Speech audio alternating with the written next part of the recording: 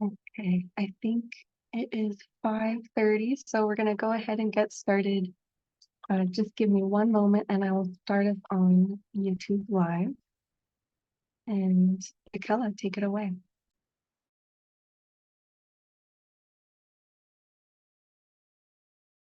you all hear me today?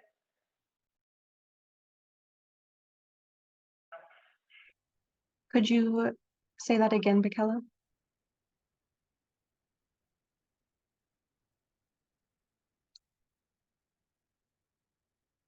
Hi. Hello, welcome everyone. Awesome. This is Bikela, and welcome to our 64th South Fresno Community Steering Committee meeting. We're so glad you are all here today. So my name is Bikela, and I am joined today by my co-facilitators, Liz and Amy from Harder & Company.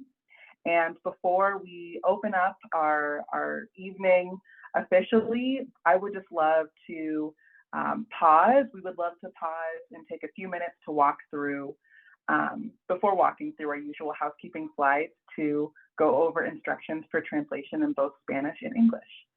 Reina, would you be willing to go over those instructions at this time? Absolutely, thank you. I will start in Spanish. Muy buenas tardes a todos. Bienvenidos a esta reunión. A través de esta reunión vamos a tener interpretación simultánea. Para acceder a la interpretación simultánea, si usted está en una computadora, usted va a seleccionar el icono que apareció en mundo abajo de su pantalla.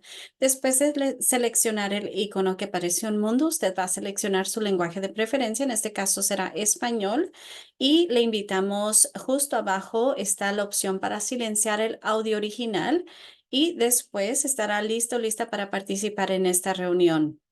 Le invitamos a someter o hacer cualquier pregunta en su lenguaje de preferencia. Puede también hacer preguntas a través de la función de chat y aquí estaremos para apoyarle. Si usted está usando un celular, una tableta o cualquier otro dispositivo, sus opciones son distintas. Usted va a necesitar utilizar los tres puntitos. Va a seleccionar los tres puntitos que típicamente están en la parte inferior derecha de su pantalla. Después de seleccionarlos, va a deslizar un poco hacia arriba y después de eso va a seleccionar interpretación del lenguaje. Seleccione español y no olvide silenciar el audio original y por último, no se le olvide seleccionar done o finalizado para que de esta manera se active la función. Si usted no escucha al intérprete en este momento o no escucha mis palabras, tal vez sea porque ya está en modo de interpretación. Tal vez si puede hacer Tania una verificación de sonido. Tal vez sea por eso que ya no nos escucha. Tal vez ya activó la función. Si tiene cualquier pregunta o comentario entre medio, siéntase libre de levantar la muchas mano gracias. y estaremos Somos aquí Efraín para y Roberto apoyar. Meneses. Thank you. Perfecto. This is Efraín y Roberto Meneses. Y también quiero recordarles, aseguren que su voz sea alta y clara para que de esta manera todos podamos escucharle y también mantengamos un paso más o menos a este nivel para asegurar que podemos capturar todo lo que usted diga y también poderlo interpretar en tiempo real. Good afternoon, everybody. Welcome to the meeting. Throughout this meeting, we will be offering simultaneous interpretation. To select interpretation, if you are on a computer, you will actually select the world-like icon that's at the bottom of the screen. The function is already active, so we do invite you to select interpretation since we will be communicating in both English and Spanish and English, and we would love it if you can fully participate and engage and listen to community residents who are here to maybe ask questions or provide comments. So please select the world-like icon, select English, and you should be good to go. Everything else will be business as usual. You will hear the rest of the conversation in English, but when somebody does speak in Spanish, you will be able to hear the live interpretation occurring. If you are on a desktop, if you are not on a desktop and you are on a computer or like a tablet or a cell phone, your options are different. You will need to select the three little dots at the bottom of the screen that say more. And after that, you'll select language interpretation, select English, And don't forget to select done or hit done so that way it activates the modality. We do ask you to keep a good pace and make sure that you are speaking loud and clearly to make sure that we are able to capture everything in real time. And last but not least, one of the things that we do want to mention is don't forget to mention who you are before speaking. Sometimes when we're interpreting, it is hard to tell who the next speaker is or when there is a switch off. So mentioning your name at the beginning is really helpful before switching off, since a lot of the times the people who are in interpretation mode would not otherwise be able to tell who is picking up the mic or opening up their icon to be able to speak. Y por último, quiero también recordarles a todos si por favor puede pronunciar su nombre antes de hacer cualquier comentario o entrar a la conversación, para que de esta manera los participantes sepan que usted es quien está hablando. A veces es difícil notar quién ha tomado la batuta o quién ha tomado el micrófono para hablar, así es que de esta manera podemos saber cómo va fluyendo la conversación. Thank you. Gracias.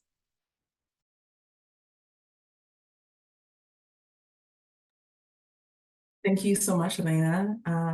At this time, we would just love to take a moment to pause and ensure everyone's interpretation is working. So maybe could you either give us a virtual thumbs up if you are able to hear the meeting in the language you would prefer, or put in the chat that, hey, I can hear all right, before we continue on in our time today. See a couple of thumbs up. See a couple of thumbs up. Okay. All right. Well, difficulties, please don't hesitate to pause us or to indicate in the chat, hey, I would love some support here. We would love to make sure that you have what you need. I also see, oh, okay, great. Thought I saw a hand raised, but I saw that go away. So wonderful. Fabulous. Okay. Well, then at this time, would love to transition to the rest of our housekeeping slides for today. So on this next slide, we would love to just quickly go over virtual meeting etiquette. So just a few reminders for this virtual setting.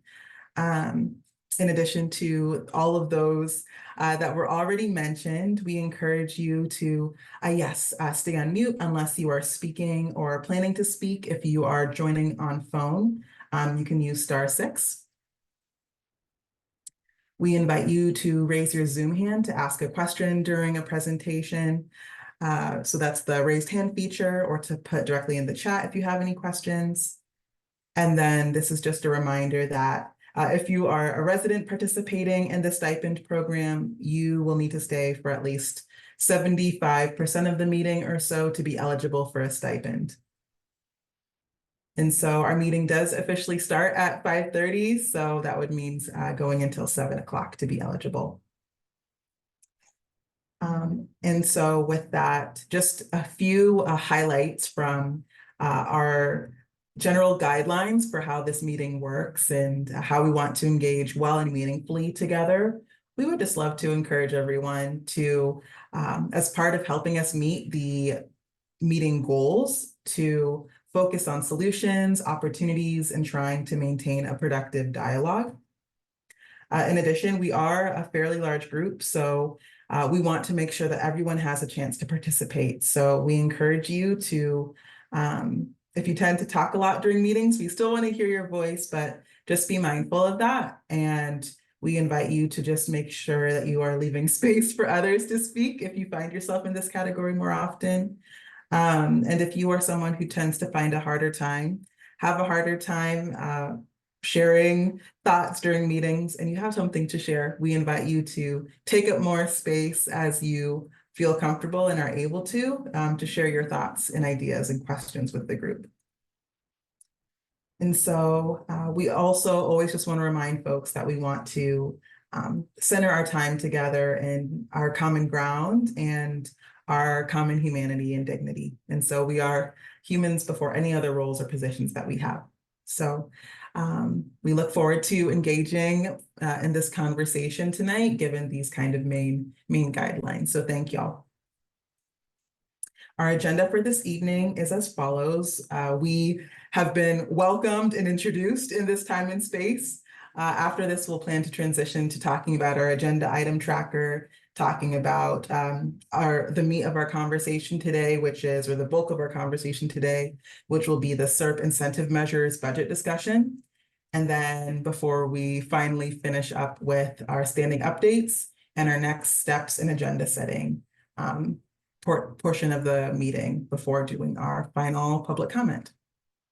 Any other questions before we transition today?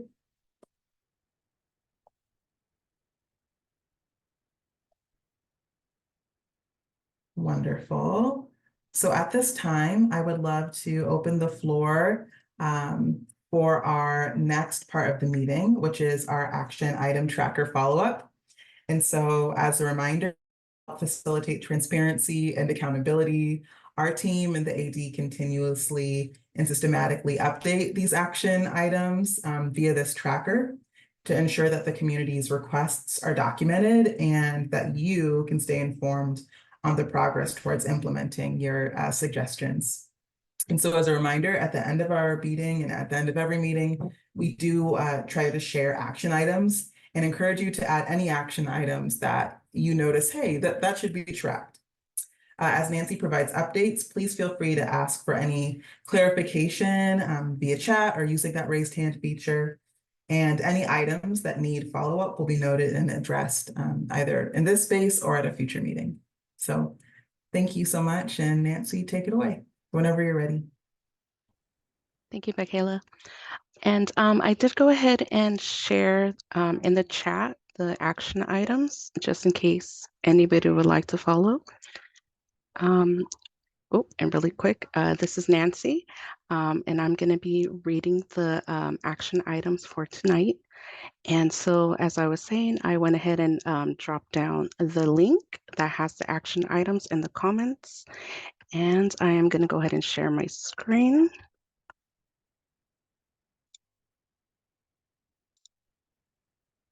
Okay, can everybody see that? Thank you. Okay, so this is just a routine check-in, and these action items are all from the previous CSC meeting. So these are going to be from March, and at the last meeting we only had 4 action items, and I will be going over those 4 action items with you all. So to start off, we do have the in progress. And so we had a few concerns regarding the Foster Farms poultry farm. And so we are currently investigating this, and we'll continue to follow up with this action item and give an update at a future air monitoring when we do another presentation. And so moving forward, we do have the Air District will provide more detail update on the mobile air monitoring van. So we did have a few questions regarding how it works. And so at the next CSC meeting, at an upcoming meeting, the Air District will update the CSC regarding testing new mobile air monitoring equipment. And so I know that we typically have the mobile air monitoring van at in-person CSC meetings, and I am certain that they will be there for the May in-person meeting. And so that would be a perfect time to ask away any questions that you have, or if you would like to learn more about what and how the mobile van operates. Okay, so returning back, and so I'm going to move on to the comment noted section of the action items.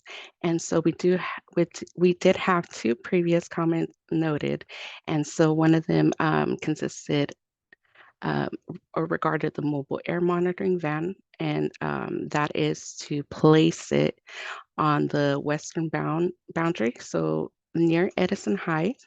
And the Air District can work with the CSC to identify potential monitoring locations during winter to better try and understand sources of wood burning. We do understand that particulate matter, PM 2.5, does become a little elevated in the winter seasons. And so if you have any locations of concern, please go ahead and give us an email, or you can call us. I'll go ahead and drop down my contact information as always after I go over the action items.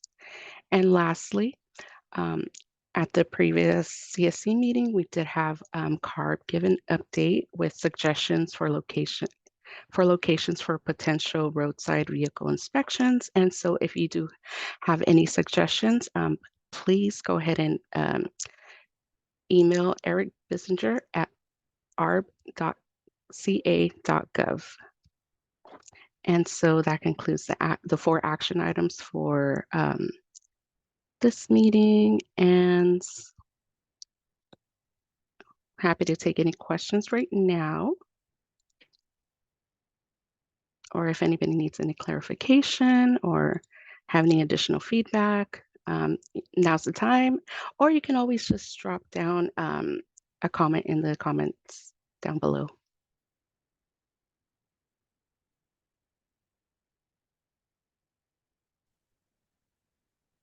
So I don't see any raised hands or, yeah,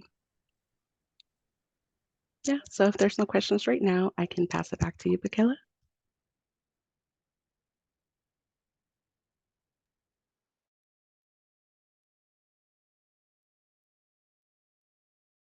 Hey, wait, is that a, nope, just no hands. That was a bad attempt at a joke. There's no hands raised that I currently see. Anyway, so wonderful. Thank you so much. And yeah, thank you so much, Nancy. And we really appreciate you taking the time to go through these action items and to link these items in our chat.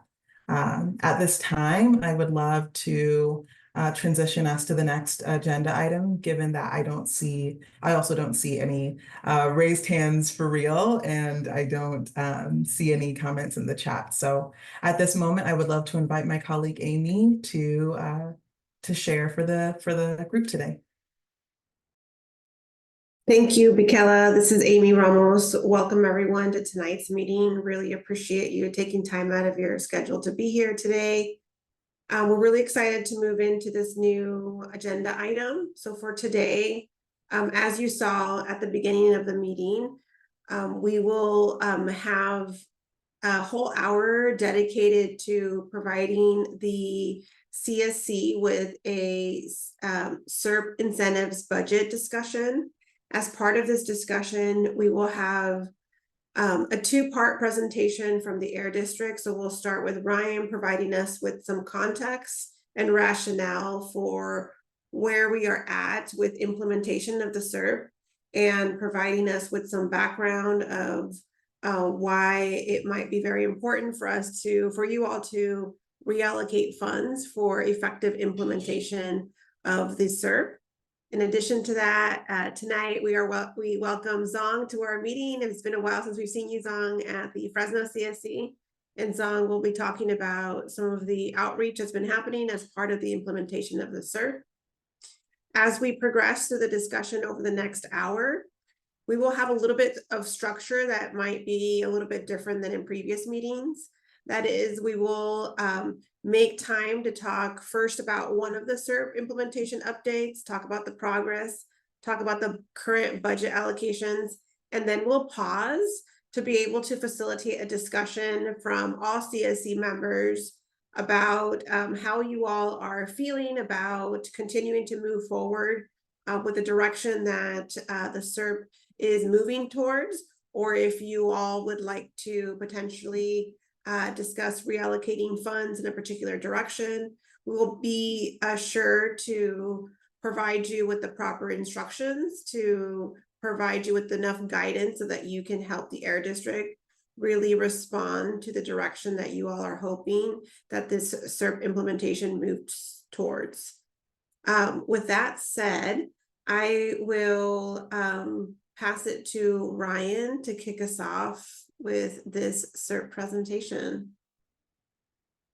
Thank you so much, Amy, for the great intro to this conversation.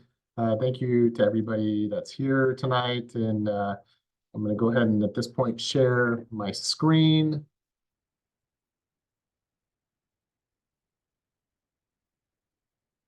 Everybody see the presentation? Excellent. Thank you. I'm going to be extra mindful to speak a little bit slower than maybe I have in the past to make sure that our excellent interpretation team can translate or interpret everything that I'm saying.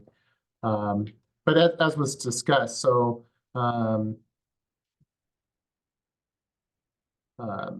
just kind of a little bit background.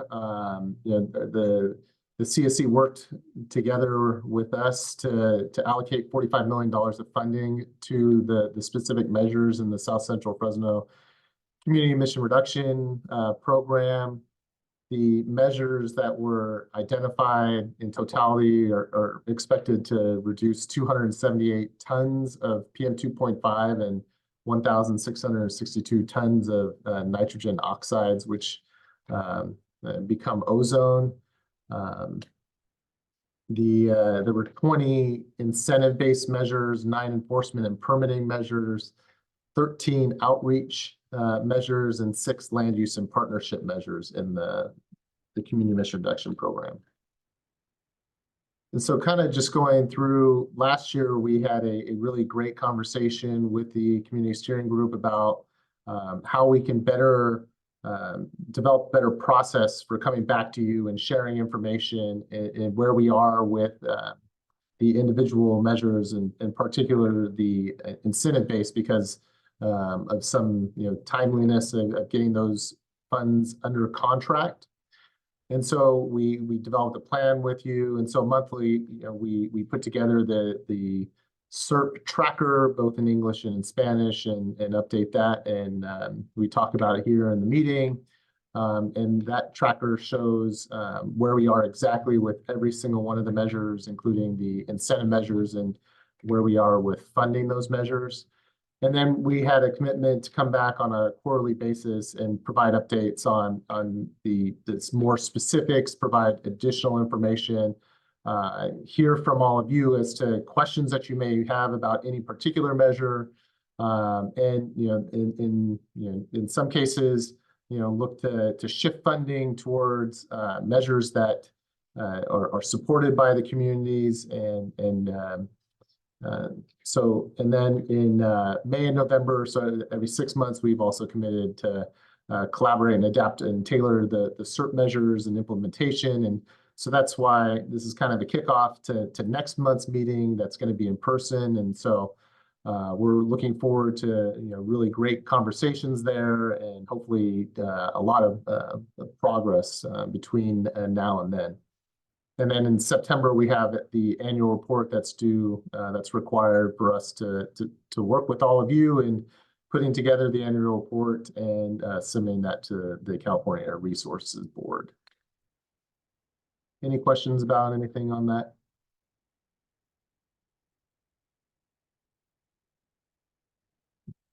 Thanks.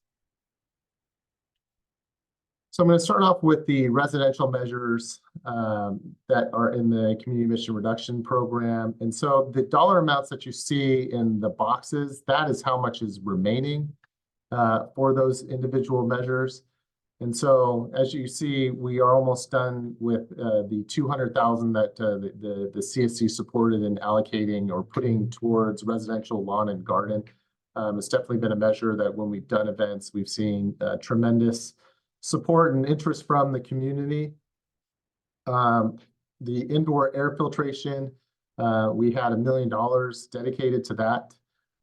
We worked with Fresno Unified, and they have were able to work with us to install large air filtration devices in individual classrooms at the 31 schools in the boundary. We were very excited and happy to work with them on that. But as you see, there's still a considerable sum of money left in that measure. We have been in discussions with a few more school districts, most recently Central, that may have some interest. But what we're thinking is there probably will be some funding that we're not going to be able to spend within this measure, and so I think we'll have to come back to you and talk about what may be some possibilities for that funding. The tune-in and tune-up and passenger vehicle replacement measures, we're super excited about this. I know we've talked about it in the last several meetings. We are finalizing the contract with Valley Can, who's going to be the contractor that is implementing this. They've come to the meetings and talked about the program. We're planning to recommend at the end of this meeting, maybe to have them come to the in-person meeting and do some work there and kind of in conjunction with this program opening. And so the next measure is the wood burning device replacement. And so the steering committee took feedback from some of the things that we were hearing about the cost of the devices and kind of the unaffordability of where it was at. And so the recommendation from the steering committee was to raise the amount that can be provided to residents of the South Central community. And so we did raise that, and we're still seeing that there's a considerable amount of money left in this. And so we've been working with retailers and others to, and with the community steering committee to spread the word on this and try to get people to take advantage of this. The summertime is usually when the retailers get more out in the communities. It slows down a little bit for them, and that's when they do a big push to try to get people to sign up and take advantage of this program. And so we're definitely looking to work with them over these next several months and hopefully see this number increase. So on the next slide, I'm going to go into specifically about the residential lawn and garden. And so because of the interest that we've seen and the desire, what we were thinking about would be to possibly shift $100,000 from the locomotive replacement measure to support an additional 200 mowers, and then doing another in-person exchange event as a way to do some more work within the community and something that we know there's a lot of interest and desire from the community for this type of equipment, and try to align it with the summer months where we're seeing a lot of the ozone and other emissions that get generated, and the equipment that they're replacing oftentimes are in an hour of runtime, a lawnmower can emit an equivalent emissions of driving from Los Angeles to Las Vegas in a newer vehicle. And so it's a lot of emissions, and all those emissions get generated right there in the community when people are using them. And I definitely probably don't need to explain it to all of you. I mean, when your neighbors mowing their lawn with those older lawnmowers, I mean, everybody in the neighborhood can smell it, and the smell that you're smelling is emissions, and so when we have an opportunity to remove those, it's always a good thing. We definitely don't want anybody to feel pressured. These recommendations are more just to start the conversation.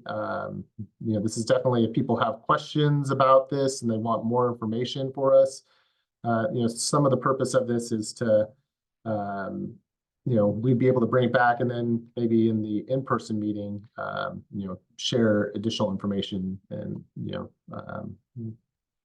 make a determination at that point. But want to hear from you and see a few hands. So yeah, thank you, Ryan. This is Amy. I'm going to pass it to Lilia. Lilia, if you can go ahead. Sí, buenas tardes a todos. Yes, good afternoon, everybody.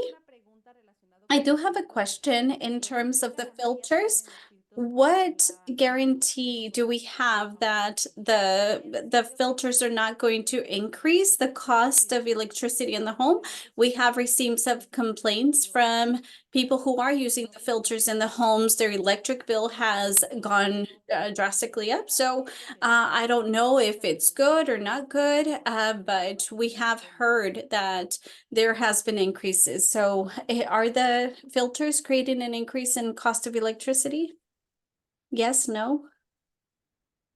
Yeah, Lily, I can answer that right now.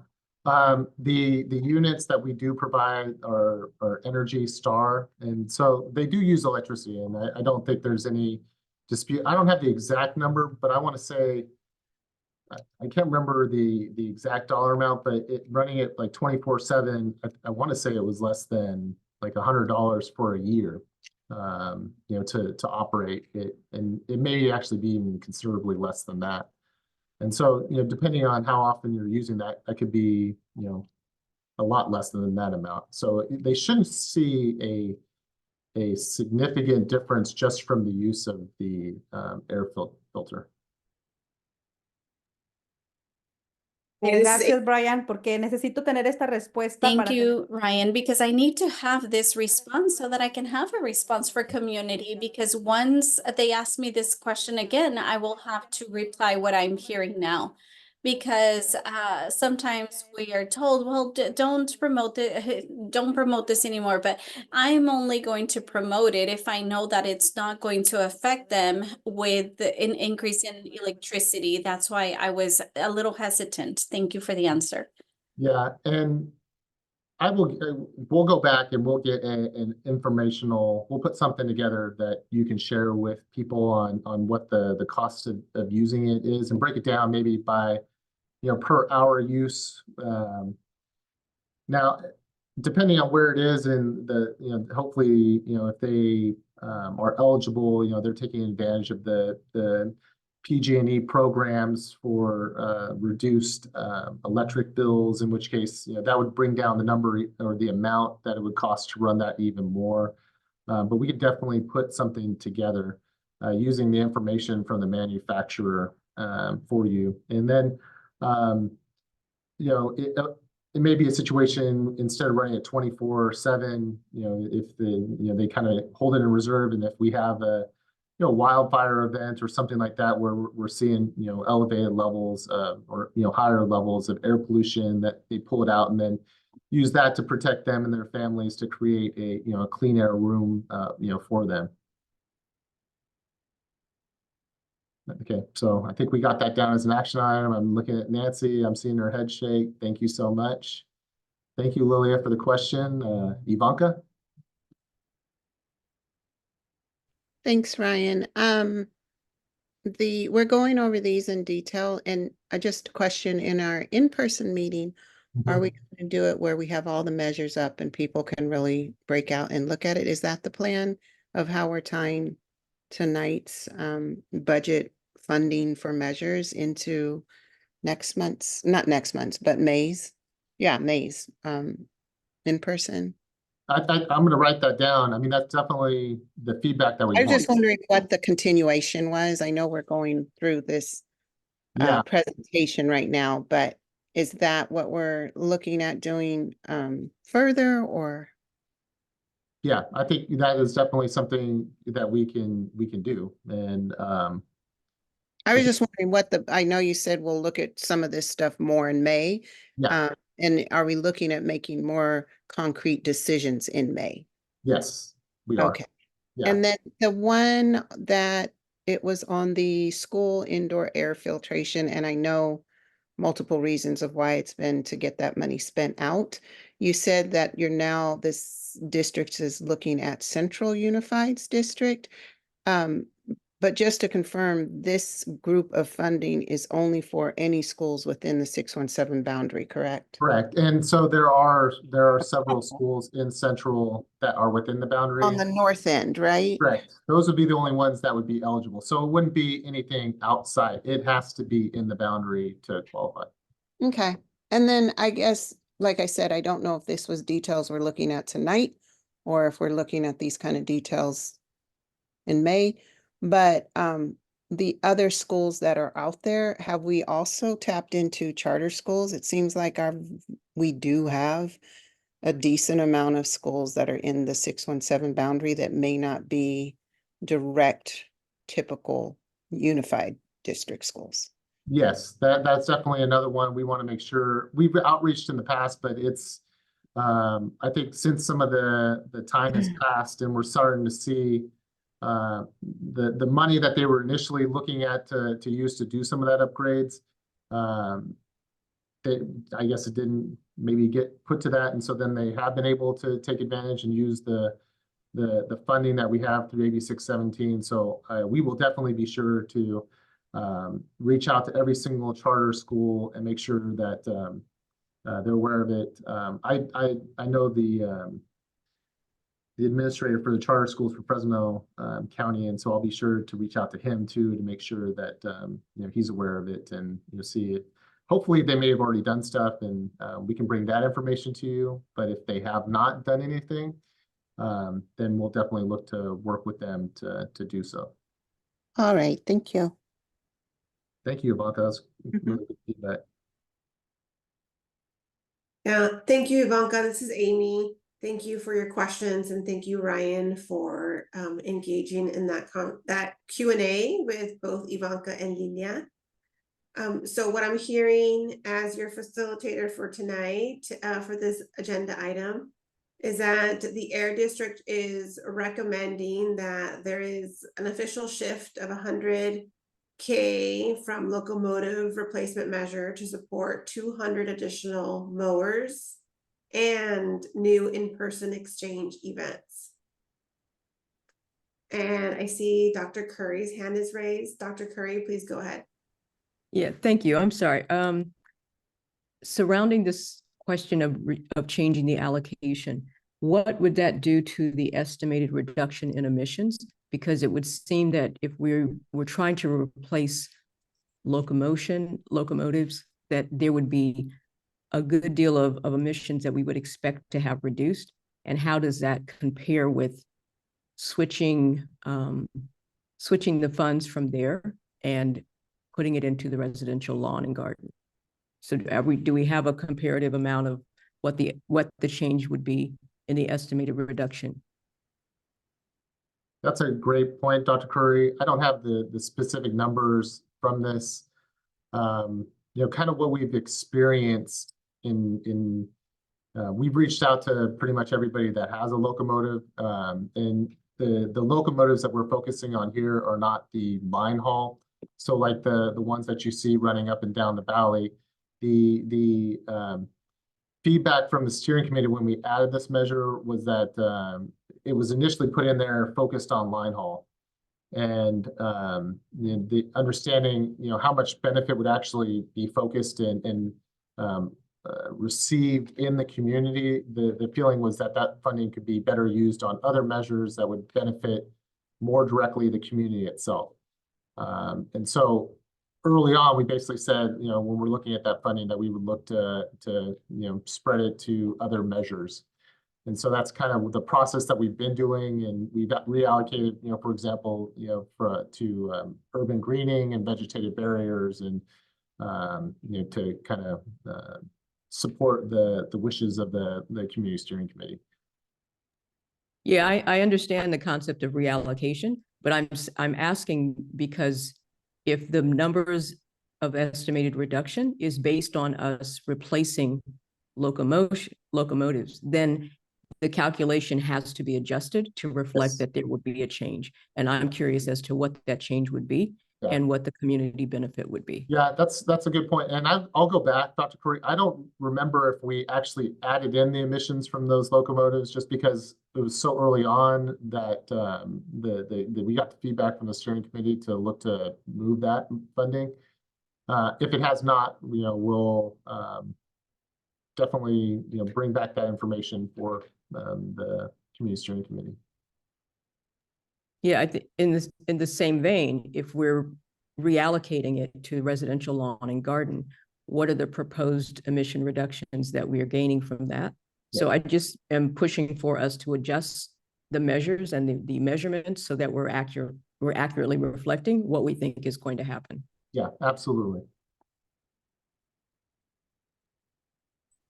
Thank you, Dr. Curry. This is Amy. I'm going to pass it to Bill to ask your question. Go ahead, Bill.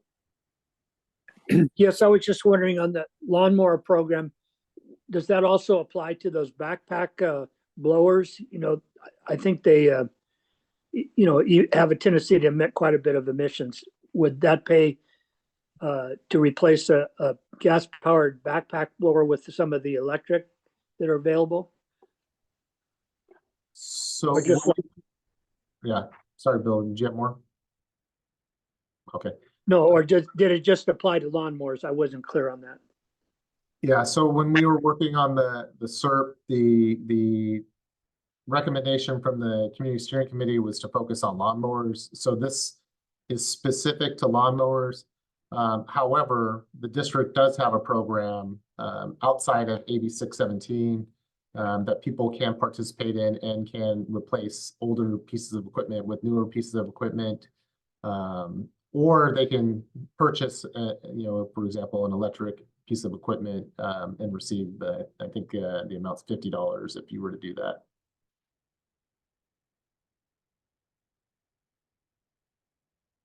But this specifically is only for lawnmowers.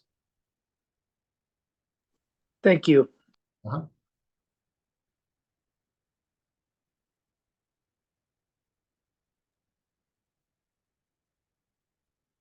This is Amy. So I'm hearing that there are some questions that at this time we don't have answers to. And I'm also hearing some clarification questions on this measure and want to make the committee aware of the fact that the recommendation is still on the table.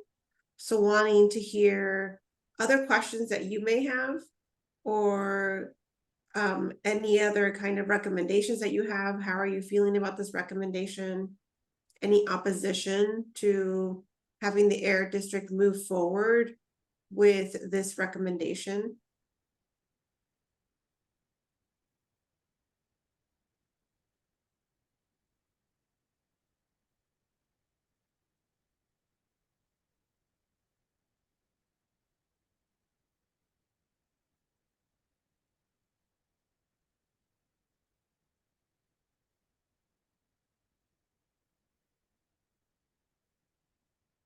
Okay, I am searching my screen to see if there's any hands up or any questions on the chat, and I'm not seeing any questions.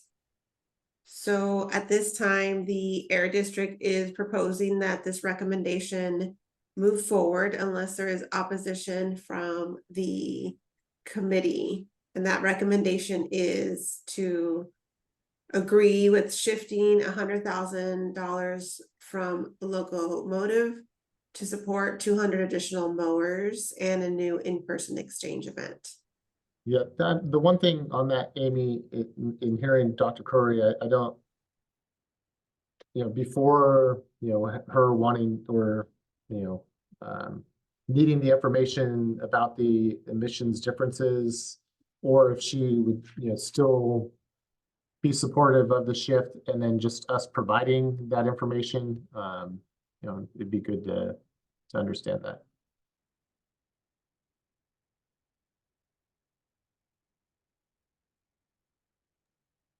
Ryan, this is Amy, can you clarify?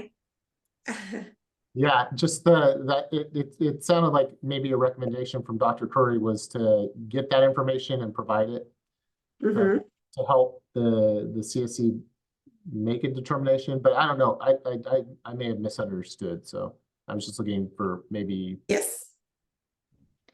So I don't recall if the amount of the current allocation for the locomotive replacement measure was on the screen, but I wouldn't want to know how much is currently in there and what we expected to allocate for them. And then how does that compare with the $100,000 that we're recommending that we move?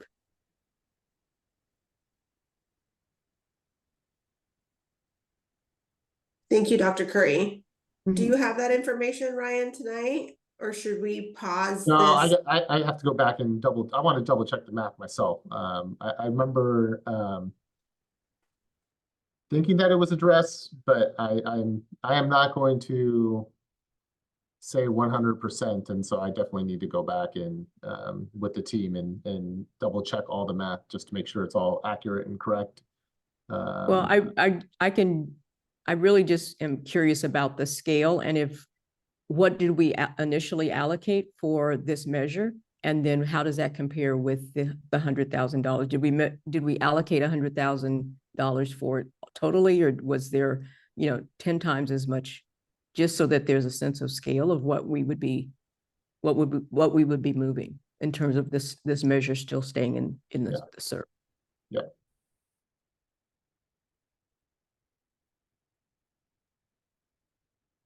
Thank you, Dr. Curry. This is Amy. Any other questions? Since we're going to go ahead and collect questions now, and we'll come back to this likely at the in-person meeting.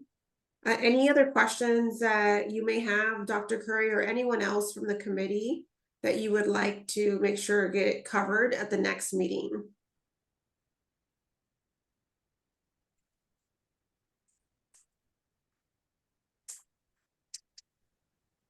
Well, I'll offer one final question on this particular issue, and that is, what are we anticipating we will spend in terms of this particular measure? Are you suggesting that there's no one interested and the money will just be there unless we reallocate all of it? Or are you suggesting that we just need more time or another process to pursue, those who are interested in receiving the money? So that would be helpful for me to know whether or not this is going to be a full reallocation of the funds. Yeah, so the locomotives, we have a locomotive measure in several of the community emission reduction programs, for the Valley communities. And it's been one of the most challenging to get participation, and there's several factors for it. Right now there's not a lot of equipment available. A lot of it's still in the testing phases. It hasn't been, like, some of it hasn't received final approvals for the specific way that would be used. And so some of it's just timing. We were, I think, 4 years ago, we were hopeful that the technology would be further along and more readily available, and people would take advantage of it. Then there was some other complicating factors that happened. The California Resources Board adopted a regulation for locomotives, which was then challenged, and lawsuits were filed, and so there's that is kind of being worked out. And so I think some of the things that we were thinking would work to our advantage in helping move this along kind of got delayed. And so we are, even though we've been outreaching and talking with the locomotive and the people within the boundary that are using this equipment, we haven't seen a lot of interest. We've been able to change out some older switcher locomotives, which aren't the line haul, but they're the ones that basically move around the individual cars that businesses use. And so we've had some success there, but the line hauls, we definitely haven't seen interest from people. And in addition to the fact that, a lot of the emission reductions that would result from their use wouldn't happen in the community itself, it would happen in other areas.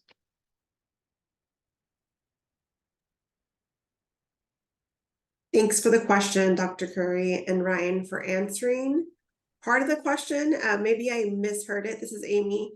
So is the conclusion then that the funds would not be used?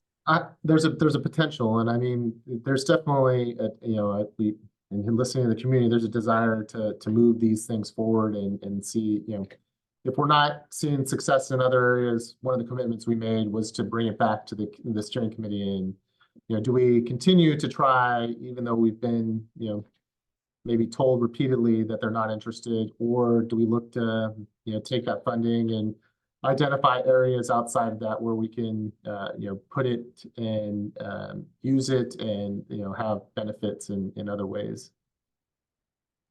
This is Amy. Thank you, Ryan, for clarifying that.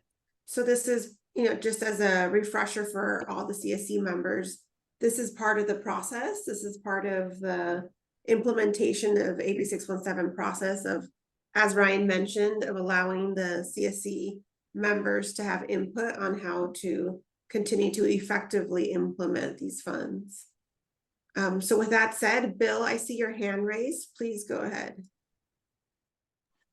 Yes, I was just curious, the staff is very knowledgeable on a lot of the emissions of different things.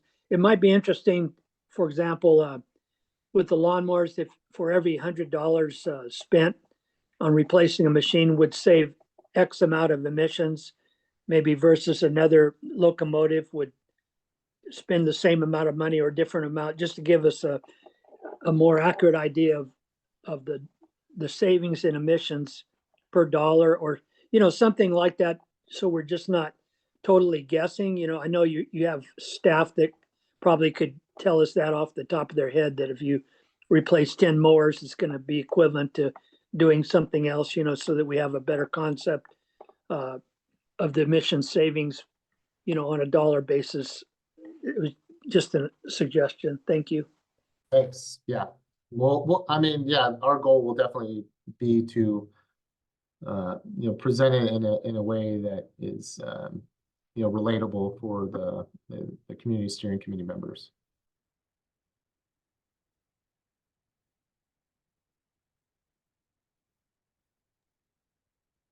All right, I think I'll move on to the next slide. Yes. Thanks for the discussion. So as I shared a little bit earlier about the tune-in, tune-up, we're not recommending, since this is just going to get launched. We're very hopeful that there'll be a lot of interest in this. Some of the challenges with electric vehicles that we saw 2 years ago, with a lack of available vehicles, much less charging infrastructure. A lot of those have been addressed, and so we're very hopeful once that contract is completed and these programs are fully open, that we'll see just tremendous interest from community members. And if we do see that, and then that would definitely be something that we would look to maybe bring back to the community steering committee about providing additional funding if that's the case.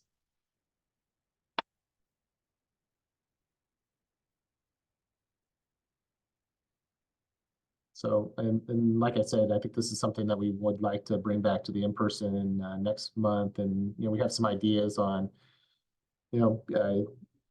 what we may do at the in-person meeting, maybe actually hold, invite Valley Can to actually hold an event, at the same time, and invite people to come, and then, CSC members can see in person how it works, and, use that as a tool to further get interest in the and hopefully participation.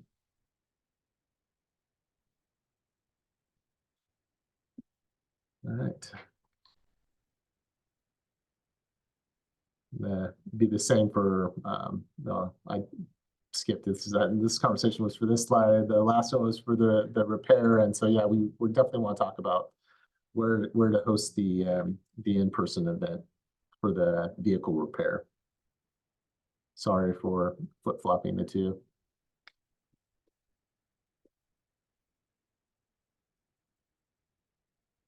The next measures are community and school measures. Some of the measures, commercial lawn and garden, we still have the funding amount. We were able to get a piece of equipment. We still have funding, and this is we're still communicating with schools, city, county, and other people that use this type of equipment to spend that funding. I think we shouldn't have any issues finding partners to use that funding. The EV mechanic training, this one, we established subcommittees and we met several times, and what we found was that there are actually free programs through, for example, Fresno City College. The new campus actually has a program devoted. This is one of the main components of the overall mechanic training program that they have, and so that program is actually free. And when we engaged with the administration from Fresno City College at the time, they didn't know how they would maybe use this funding because they had funding to support the program that they have currently. The funding for the heavy duty truck rerouting has been spent, and as all of you have seen, the vegetative barriers, that money is under contract with Tree Fresno and working with the Central California Environmental Justice Network. The school air filtration is on the slide as well, where we are with that. And then electric school buses. I just realized I flip-flopped the school air filtration and the residential. So thank you, Lilia, for getting the question in the right spot. And I apologize for bringing it up in the wrong place. So this is actually the funding amount working with the schools. And so, yeah, there's still $841,000 for schools in the community. The $640,000 was for residential units within the community. And so we still have a lot of work to do there. We're just kind of steadily seeing the progress with the residential units. But yeah, there's still quite a bit of funding there. And then thank you for everybody's efforts. Like, really excited about the electric school buses, that all of the funding is committed, and we're just waiting on the buses themselves. And so we're hearing differing timeframes on delivery of those, up to a year. So it's it may take a little bit of time for those to be delivered, but it's in the process.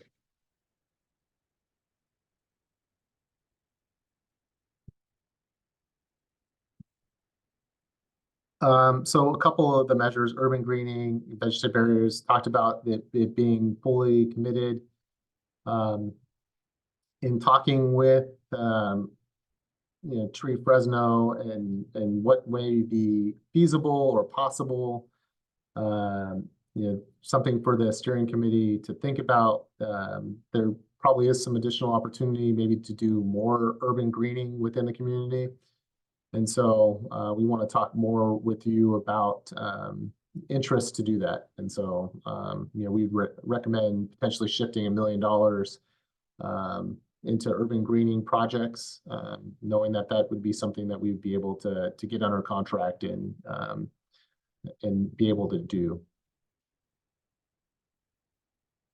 There's a couple upcoming tree planting events, and some of this was as of this week, and we got information that some of these are tentative, and Tree Fresno regularly provides updates and emails. And so if any of this were to change, we would definitely share that out with the community steering committee. But yeah, there were a couple of events that they were looking at, April 20th and May 11th. And I heard that they may be looking to do an event on April 26th or 27th, which is a vegetative barrier event. And so we'll provide the community steering committee with more information as we get that.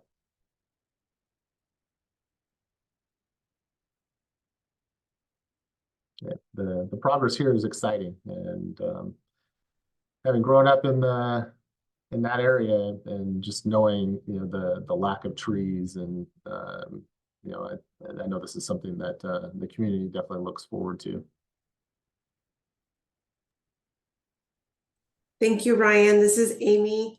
So just to clarify here, we are seeing that there was $1 million committed to or allocated for urban greening, and it's fully committed, so therefore it will be spent.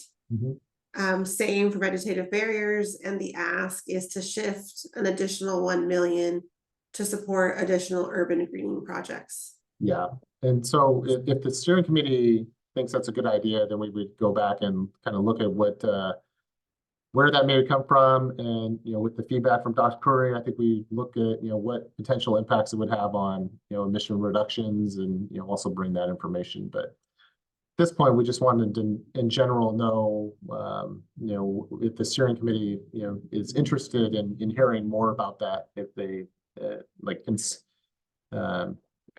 in theory, if that's it's something that would be supportive of.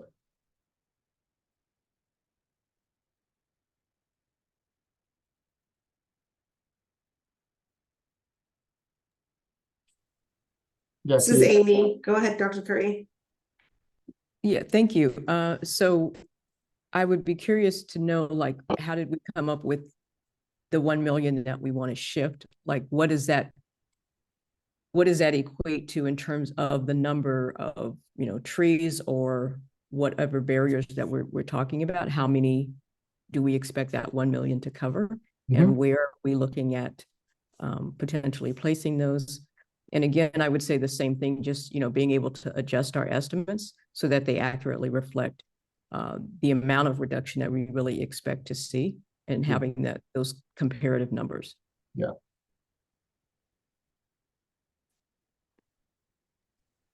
Thank you, Dr. Curry. Ivanka, please go ahead. Thank you. Which one was it?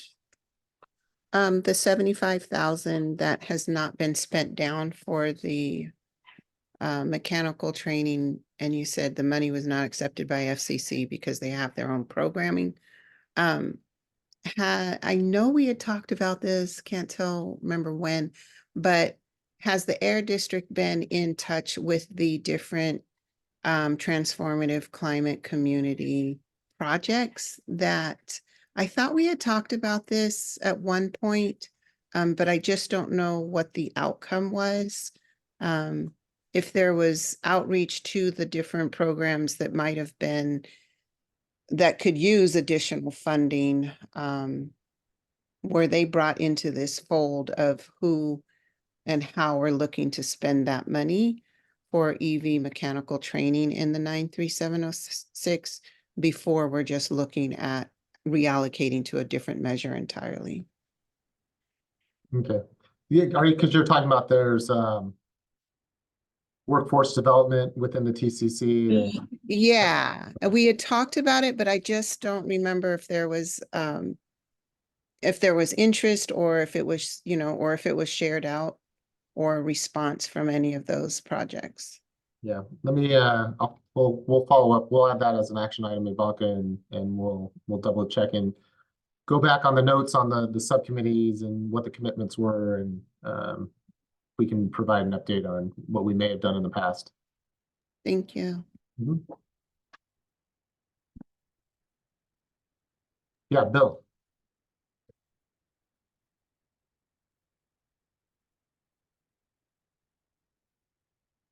This is Amy. Hi, Bill. Go ahead. I think you're on mute if you're talking. We can't Oh, hear you. excuse me. I was wondering if there were any existing programs, for example, at Edison High School or something, that could use that money for the EV classes to implement into their existing auto shops. That was just a question. That's an interesting one. Yeah, I don't know that we reached out to high schools. I don't know if I can't remember, like, if high schools charge. I know there's maybe there were, at the time when I went there, there may have been some fee to participate in some of those classes. I don't know if that's still the case, and yeah, but we can look into that, Bill.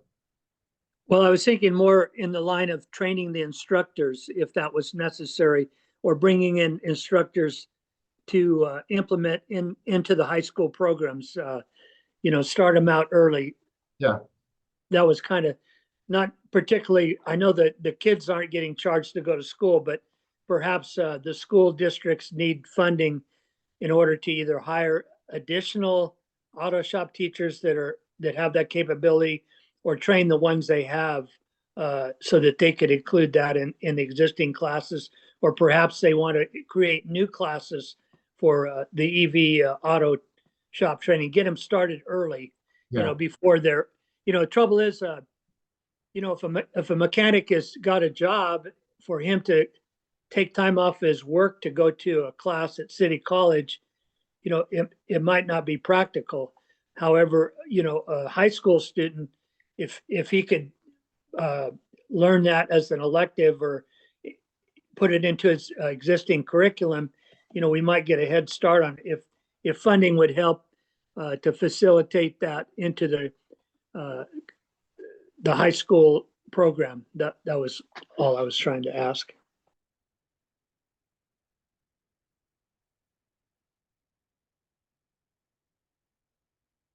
Yeah, I think that's a good idea.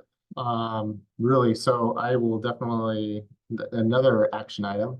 And no, I think we'd be excited to reach out to the high school and see if, there's an opportunity to provide funding for educators to learn the program. If they already have a program, maybe start one at the high school.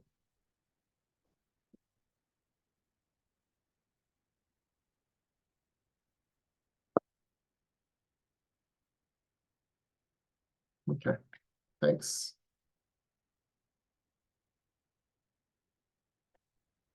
Electric school buses, as I shared the success there, getting 13 buses and $6.4 million in funding under contract is very exciting and good news.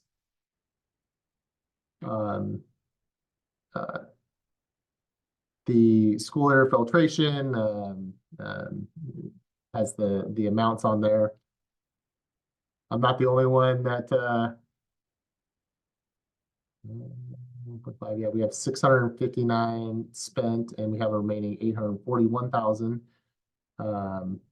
So yeah, continuing to work with the schools. I definitely like the idea. I am going to message the charter administrator after this and see if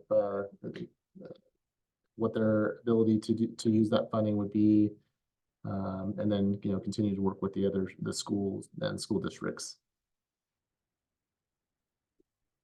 So on some other measures, we have charging plugs for trucks. And so this was, at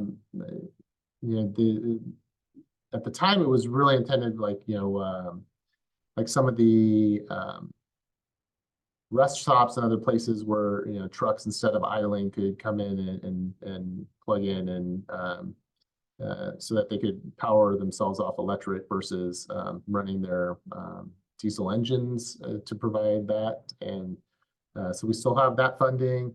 The alternatives to ag burn, we've been able to spend some of that funding. We still have some amount remaining, and typically where we see the most interest for this program is at the end of the year. And so we think there'll probably be additional interest towards the end of the year after the harvesting season is generally where people come in and request funding for that. The under fire char broilers, and so these are your fast food restaurants. And so I'm sure all of you have been reading in the papers and some of the issues that we're seeing or hearing about is the challenges of running these operations. And so even though we have funding right now, I think there's a little hesitancy to move forward with putting in controls, and in addition to quite a few other challenges. Oftentimes the restaurants are maybe in buildings that they rent or lease, and so they don't have the ability to maybe put in a control in at their restaurant if they don't own the building. They may have some challenges there, and so we've what we did when we initially did this, we went out to every single restaurant in the community. This was several years ago. And talk to them about funding for them to install a control device for under fire charbroilers, and would also have money to provide maintenance for it for a period of time. And yeah, we have not seen interest. What we were going to do is we were going to do one more round of going door to door and providing them the information and trying to get some interest. And if at that point, if we're not seeing any, I think we would come back to the steering committee and look for some suggestions on what to do with that funding. Yeah, Ivanka? In that approach of how we're asking, Mhm.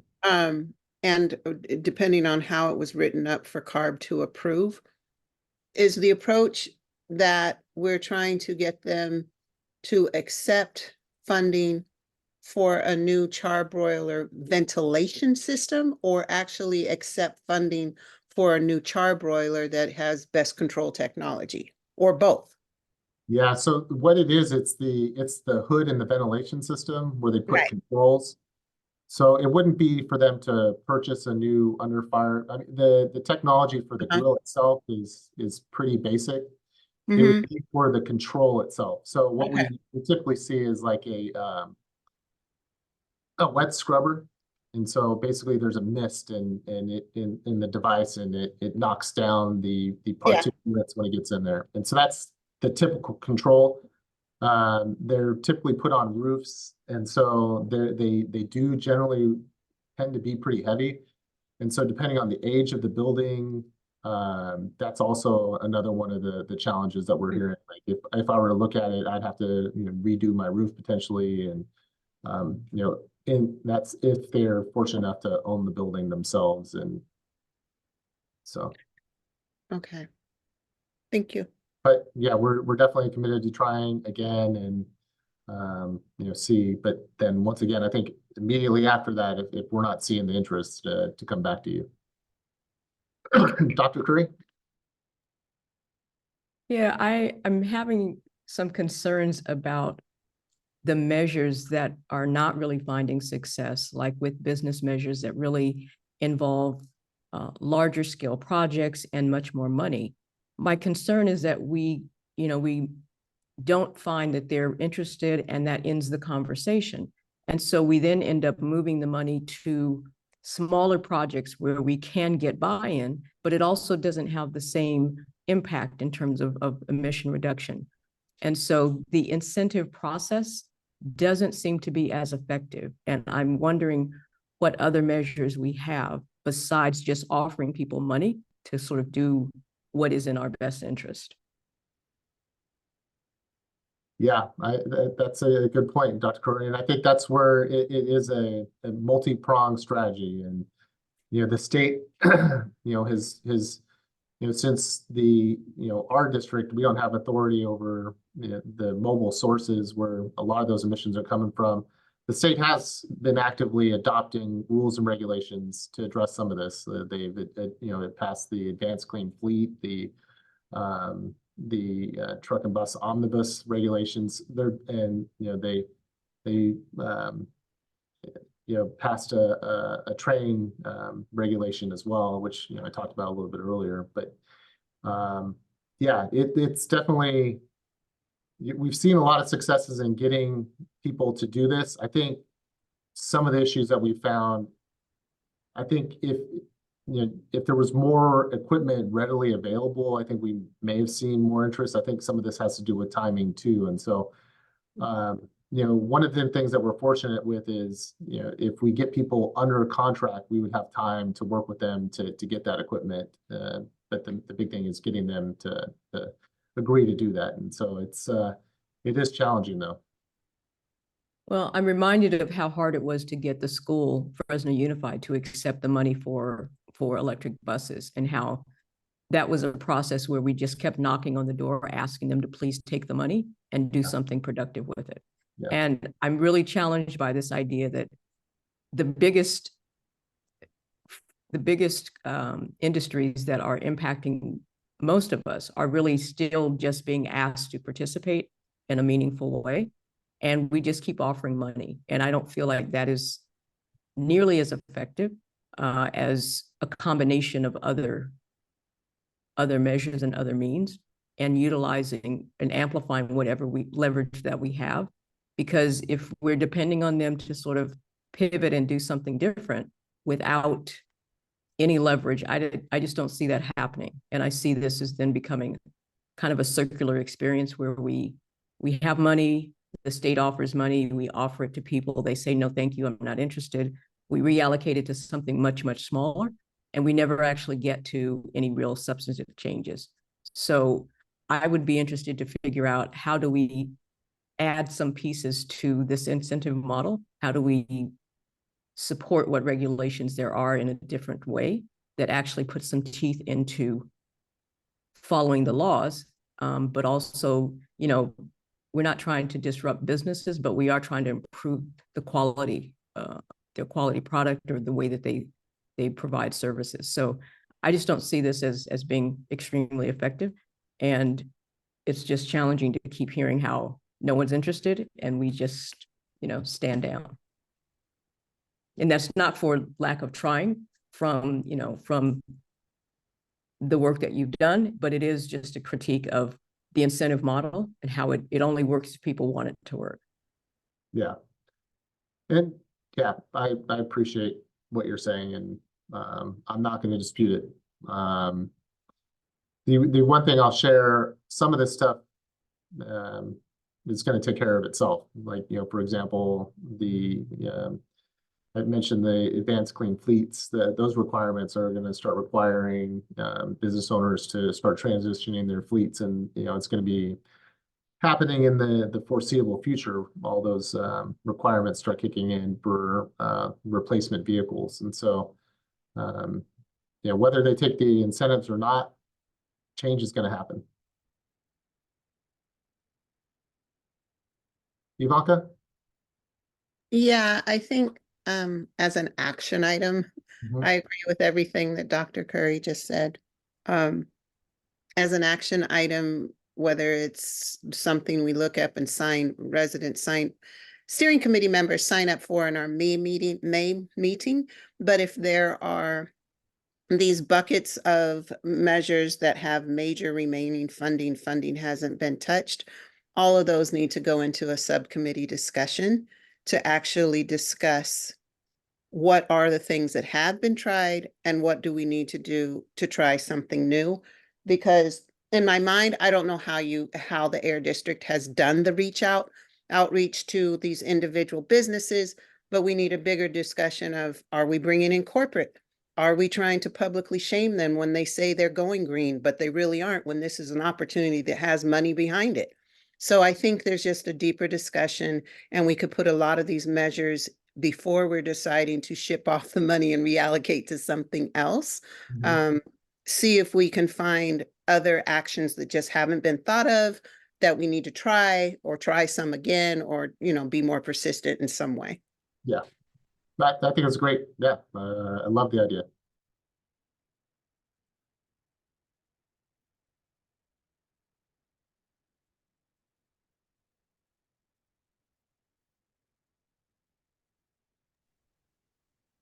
Thanks, everyone. This is Amy for all your questions. I think, Ryan, I'm not seeing any more hands raised or comments in the chat, so we can go to the next slide. Okay, thanks. So one thing that we do have a lot of funding is for public fleet vehicles. And, you know, we are starting to see people, this is typically where everybody's working on this. So we may start seeing more applications coming in. But right now it's pretty limited. It's only limited to basically your light duty, like commercial, like passenger type vehicles. And so, you know, one of the things that we know are also within the community, you know, are fire trucks, transit buses, other emergency vehicles that may be able to use this funding if we were to consider, you know, making a change to the project plan to allow funding for those things. You know, when these pieces of equipment are used, you know, sometimes the engines are extremely old in the pieces of equipment, and so being able to transition them to zero emissions, could have the potential of a lot of emission reductions. We're starting to see a lot more transit buses, converting to zero emission, and so being able to provide more funding for that, is also a possibility.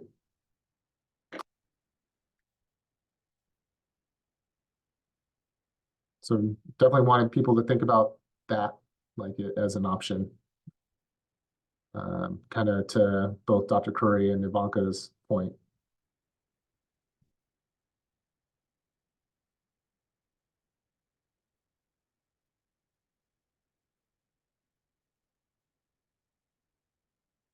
We can talk more in May.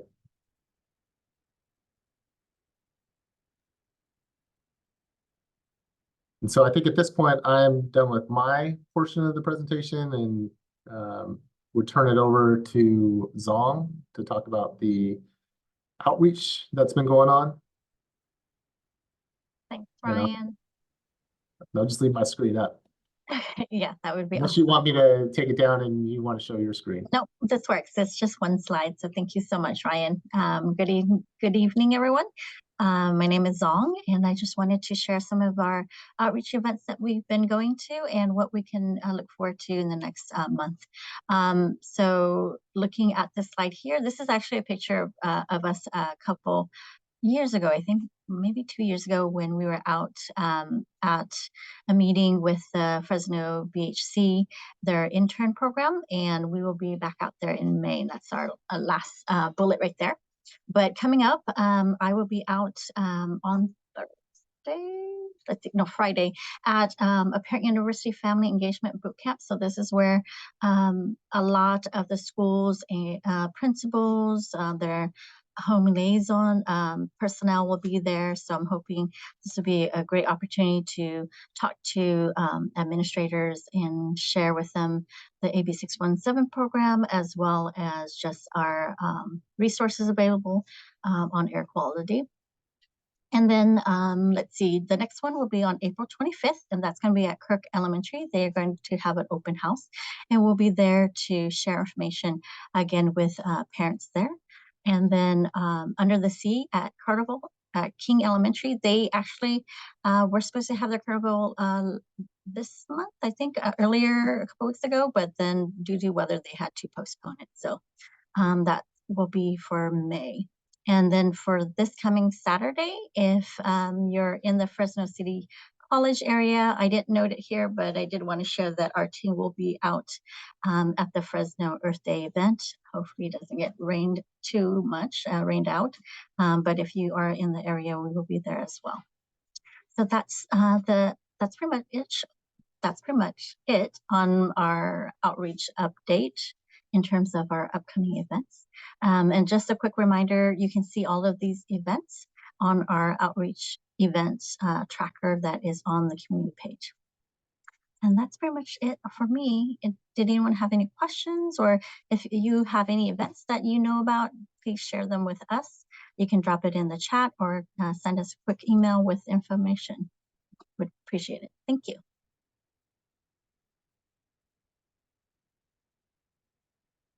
I don't see any hands. Oh, I do see one from Lilia. Go ahead, Lilia. Sí, tengo muy malas noticias. Yes, I have bad news. The event for the May 5th has been canceled. Sadly, Fresno is asking all these requirements that didn't ask before, that they didn't ask that before. So it's so sad that the culture can be lost in this way because they put a cost.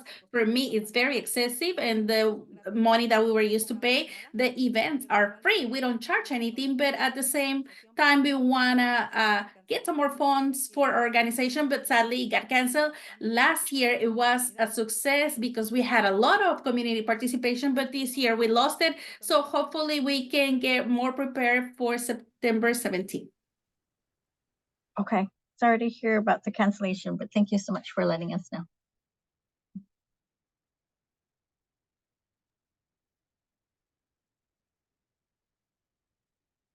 Dr. Kurt? Thank you. I'm wondering if I can pick up materials to have available for this weekend. Black Maternal Health Week has a health fair that's happening this Saturday. Even if it rains, we're still going to be sharing information. So I'd love to have some information available to share. Perfect. Yes, I can get that ready for you. Is this something you would be able to pick up by any chance at our office? Sure, I can do that. Okay, let me know, and we can connect offline and let me know what day and time, and we can make sure that we have it ready for you to pick up at the front office. Okay, that would be great. Thank you so much. Sure.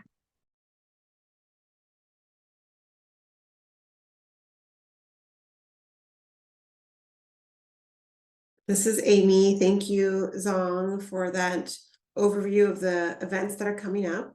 Are there any more questions about the events that are happening, outreach in general, before we move on to the next agenda item?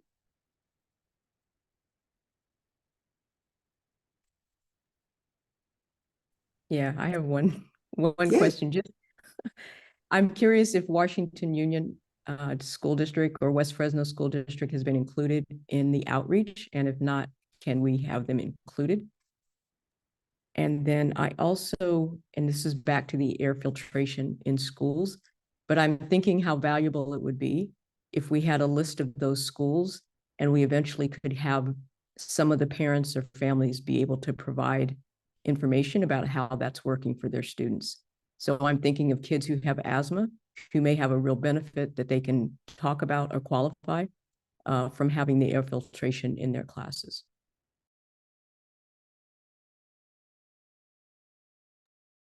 Thanks, Dr. Curry. Yes, we do outreach at West Fresno Middle School and Elementary School. Actually, we were out there not too long ago, so we do have good connections and do go out there. But please continue to let me know if there are any events out there that sometimes we might miss.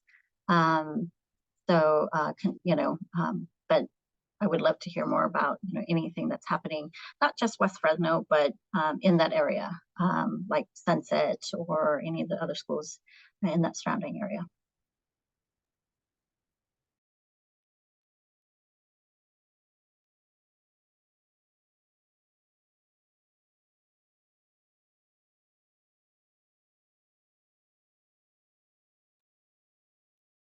Thank you, Dr. Curry, and thank you, Zong, for all of those updates. I'm seeing the city of Fresno has placed some content there. Jennifer, I'm not sure if you want to share that update as we transition to updates. Starting to type it in, so I was ready when you called on me, but you called on me. So two things. One, I want to thank all the steering committee members who participated in working on the truck reroute study.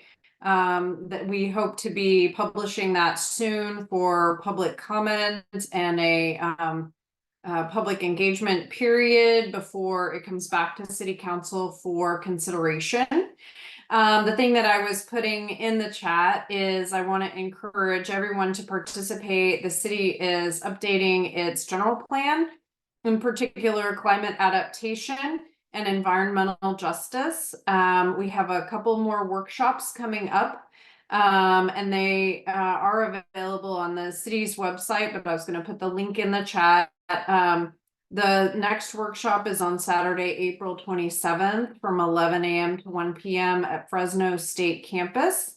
And then the third workshop will be on Saturday, June 1st from 11 a.m. to 1 p.m. also at Fresno State Campus. So we're really excited.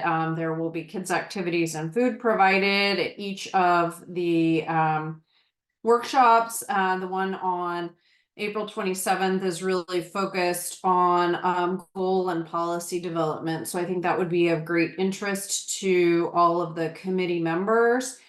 And we do have language assistance in Spanish, Hmong, and Punjabi.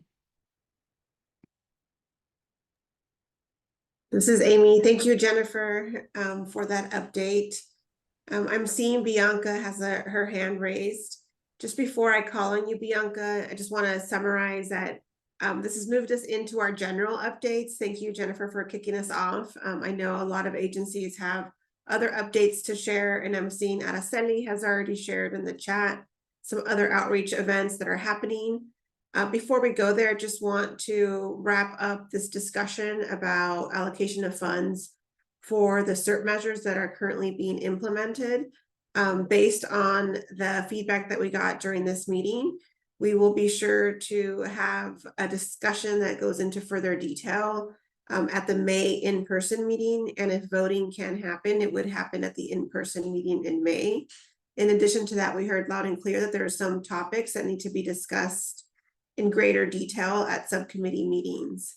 So these will be things that the Air District in collaboration with you all will be working on to ensure that they can bring them back to the next meeting.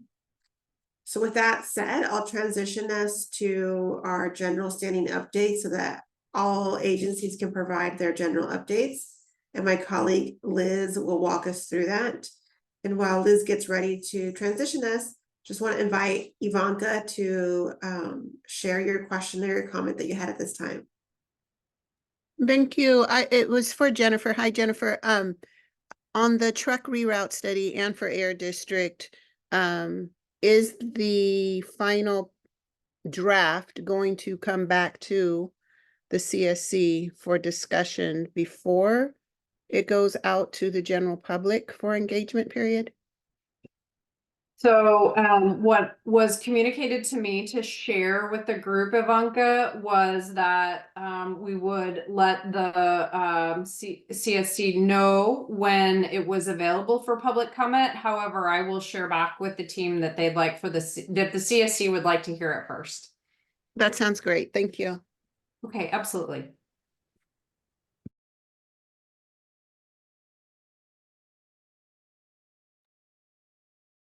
This is Liz. Thank you for the update, Jennifer, and for the question, Ivanka. I'm happy to keep us moving along through our standing updates. I think next up we have an update from the Air District. I believe Nancy has an update to share with the group. Thank you, Liz. This is Nancy. Hello again. So I do have 2 updates to share with you all.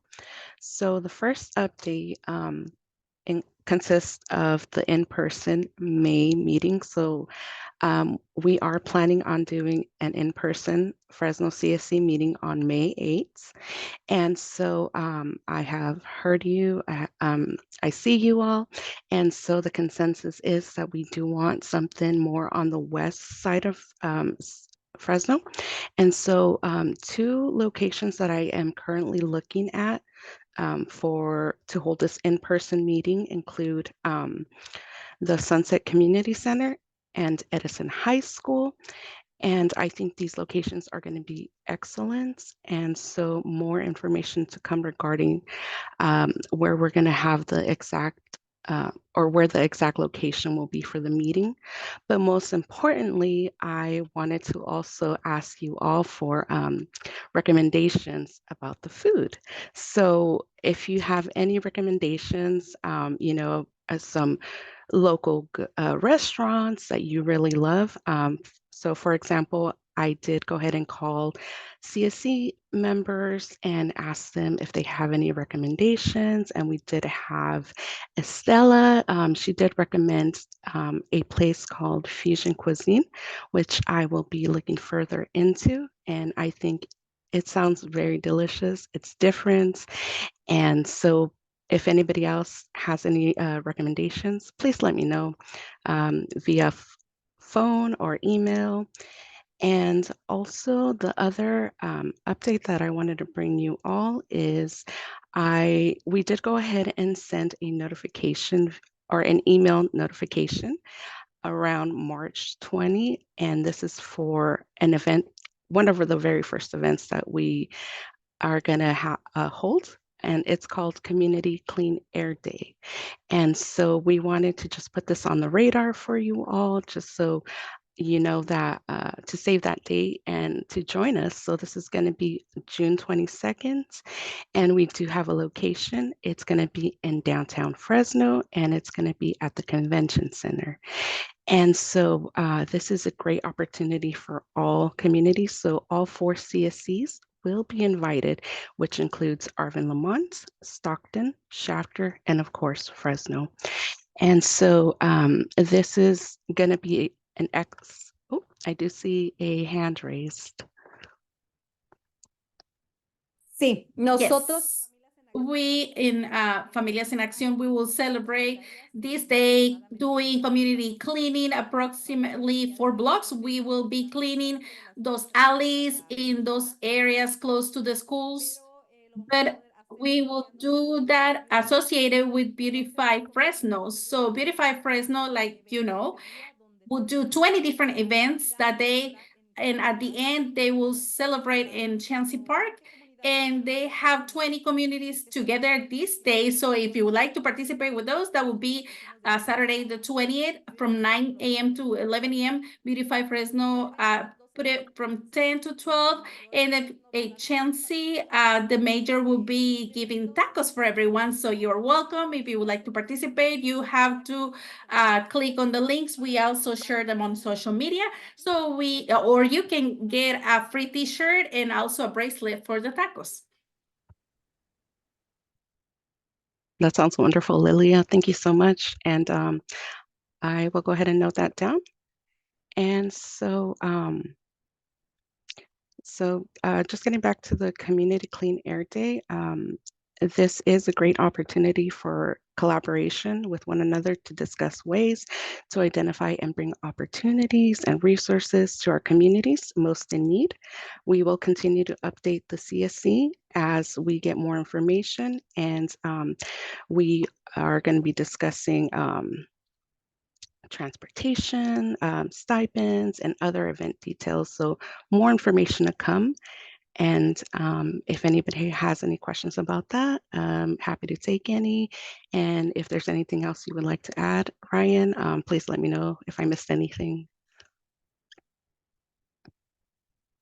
Nope, you did a great job. Thanks. Lilia, did you have another question? No, se quedó la mano arriba. No, I Oh. just left my hand raised. I'm gonna lower it down. Thank you. Okay, I'm happy to pass it back to you, Liz. This is Liz. Thank you, Nancy, for the announcements. And I think, yeah, just to repeat some of the asks, there was one for food recommendations for our in-person meeting, as well as some location recommendations. And I see Dr. Craig put one in the chat.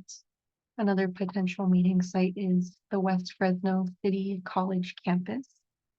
Thank you for that recommendation. And also, thank you for announcing the Community Clean Air Day. And it sounds like we'll be hearing more updates as we get closer to that event. So if we're not hearing any other questions, I don't think I see any. We can move to our next update. So at this time, I would like to invite our CARB representative. If there are any updates from CARB that you would like to share with the group tonight. Hi, Liz. This is Jennifer. Yeah, we have a couple of things coming up. On April 16th, we have an evening community meeting. The topic will be clean transportation projects for a cleaner California. We also have on April 18th, the CARB Light Duty Clean Transportation Equity Incentives Symposium, and this is the second annual symposium being held by CARB. I'll go ahead and place those links in the chat. And lastly, we did hear from some Air District staff, specifically Stephanie, that some folks were interested in the Advanced Clean Fleets reg, and it looks like CARB held a workshop on March 25th. I'm sure many of you missed it, but our staff did say if anybody was interested in hearing the outcomes or learning more about the amendments that were spoken about, they're more than happy to show up to a CSC meeting and provide updates or discuss that regulation. So we're more than happy to do that. Just, let us know. You can connect through me or through your air district staff, and we can make that happen for you. Thank you.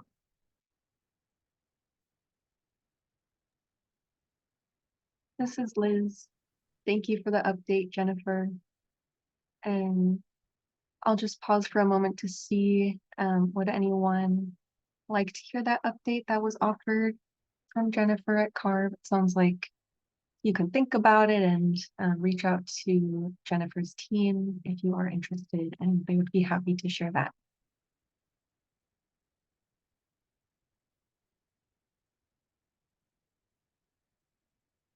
I'm not hearing any.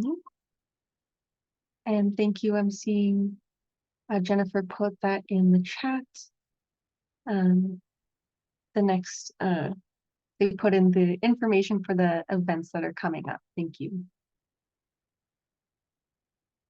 And so if there are no questions or comments for CARB, I can open it up to see if there are any other updates from anyone in the group right now that they would like to share before we close out our standing updates.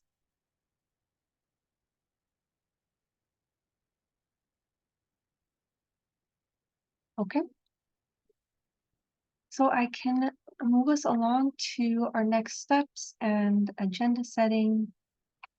I will share my screen in just a moment to show those for everybody. Give me 1 second.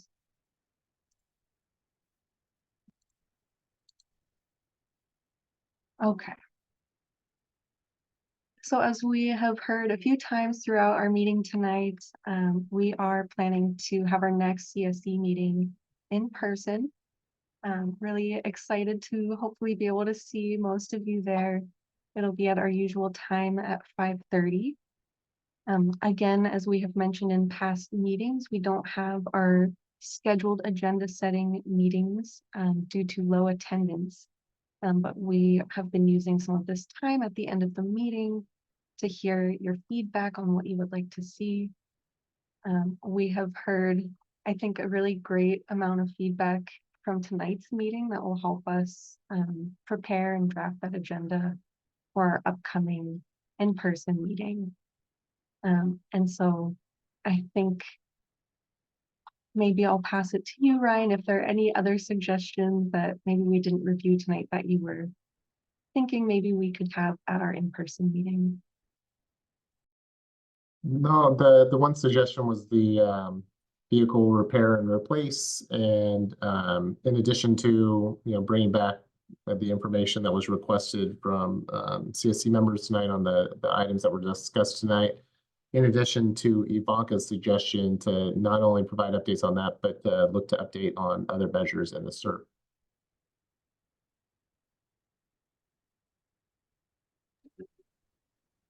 Thank you, Ryan. This is Liz. And yes, that sounds like a lot of information that has been requested for the next meeting, and I'm not seeing any hands raised.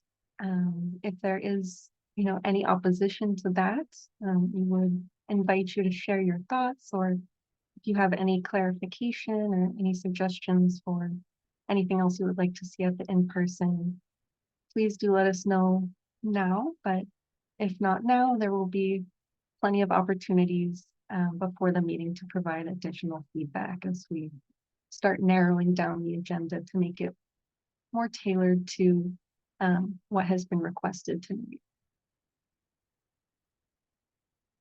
And so if I'm not seeing any hands or comments, I am happy to transition us to reading out loud the action items from this meeting. So again, just give me 1 moment while I pull up my screen.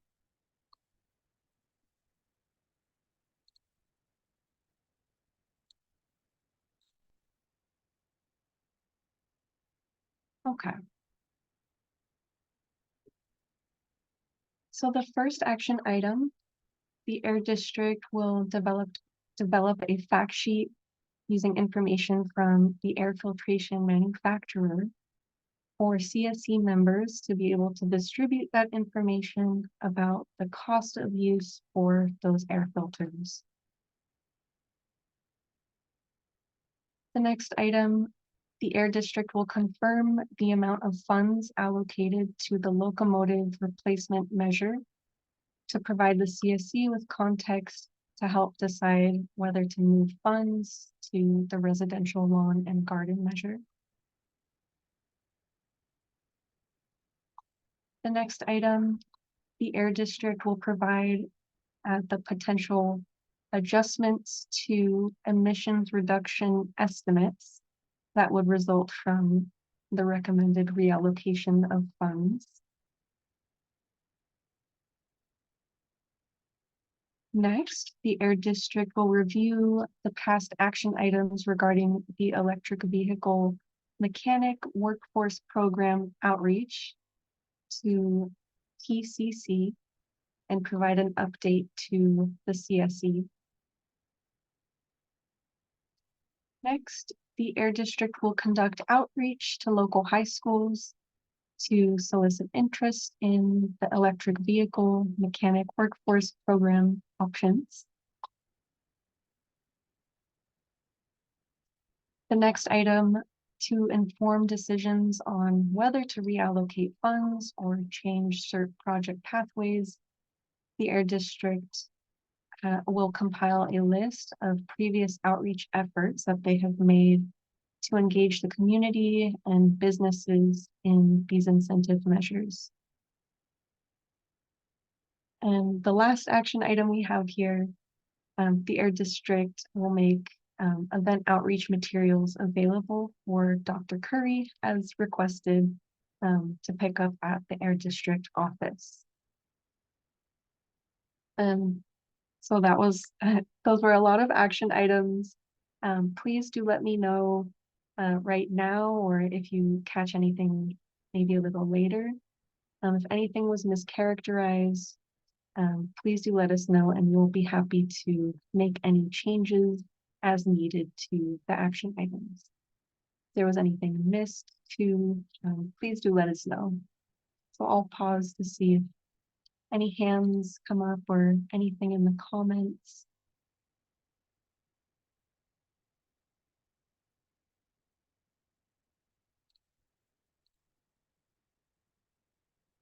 Okay. Seems like no comments or questions about the action item, so I'm happy to keep us moving and transition us to closing our meeting. I just want to thank everybody so much for being here tonight and for all of the really great questions. It really shows, you know, the importance of this work, and just really appreciate everything that you folks are bringing into this space. And we really hope to see everybody at our in-person meeting, and really look forward to, yeah, hopefully that opportunity to get to see folks again. As mentioned, the draft agenda will be sent out to the committee with enough time for everyone to review and provide feedback. So we do encourage everyone to take advantage of that opportunity and let us know your thoughts. And so with that, I'm happy to pass it to Ryan to see if there are any closing remarks that you would like to share before we transition. No, just thank you for the very productive meeting, the thoughtful comments that were provided. And same, Liz, looking forward to seeing everybody in person next month.